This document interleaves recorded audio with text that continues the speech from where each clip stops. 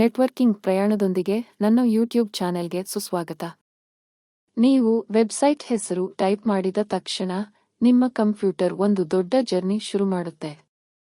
ಸರಿಯಾದ IP address ಹುಡುಕೋಕೆ ಇದು ಬರೋಬ್ಬರಿ 4 ಜನರ ಹತ್ತಿರ ದಾರಿ ಕೇಳುತ್ತೆ. ಮೊದಲಿಗೆ ಇದು ನಿಮ್ಮ ಇಂಟರ್ನೆಟ್ ಕಂಪನಿಯ ರೆಸೋಲ್ವರ್ ಹತ್ತಿರ ಕೇಳುತ್ತೆ. ನಿನಗೆ ಗೊತ್ತಾ ಅಂತ. ಅದಕ್ಕೆ ಗೊತ್ತಿದ್ರೆ ತಕ್ಷಣ ಹೇಳುತ್ತೆ, ಇಲ್ಲಾಂದ್ರೆ ಮುಂದಿನ ಹಂತಕ್ಕೆ ಕಳಿಸುತ್ತೆ. ಅಲ್ಲಿಂದ ಇದು ರೂಟ್ ಸರ್ವರ್ ಅನ್ನೋ ಬಾಸ್ ಹತ್ರ ಹೋಗುತ್ತೆ. ಬಾಸ್ಗೆ IP ಗೊತ್ತಿರಲ್ಲ, ಆದ್ರೆ .com ವೆಬ್ಸೈಟ್ಗಳ ಮ್ಯಾನೇಜರ್ TLD ಸರ್ವರ್ ಯಾರು ಅಂತ ದಾರಿ ತೋರಿಸ್ತಾರೆ. ಕೊನೆಗೆ ಆ ಮ್ಯಾನೇಜರ್ ತೋರಿಸಿದ ಅಥಾರಿಟೇಟಿವ್ ಸರ್ವರ್ ತಲುಪುತ್ತೆ. ಇಲ್ಲೇ ಆ ವೆಬ್ಸೈಟ್ನ ಅಸಲಿ IP ಅಡ್ರೆಸ್ ಸಿಗೋದು. ಈ IP ತಗೊಂಡು ವಾಪಸ್ ಬಂದ್ರೆ ಮಾತ್ರ ನಿಮ್ಮ ವೆಬ್ಸೈಟ್ ಓಪನ್ ಆಗುತ್ತೆ. ಇಷ್ಟೆಲ್ಲ ಕಷ್ಟಪಟ್ಟು ಹುಡುಕಿದ್ರೂ ಕೆಲವೊಮ್ಮೆ ವೆಬ್ಸೈಟ್ ಓಪನ್ ಆಗಲ್ಲ. ಯಾಕೆ? 404 ಎರರ್ ಅಂದ್ರೆ ಏನು?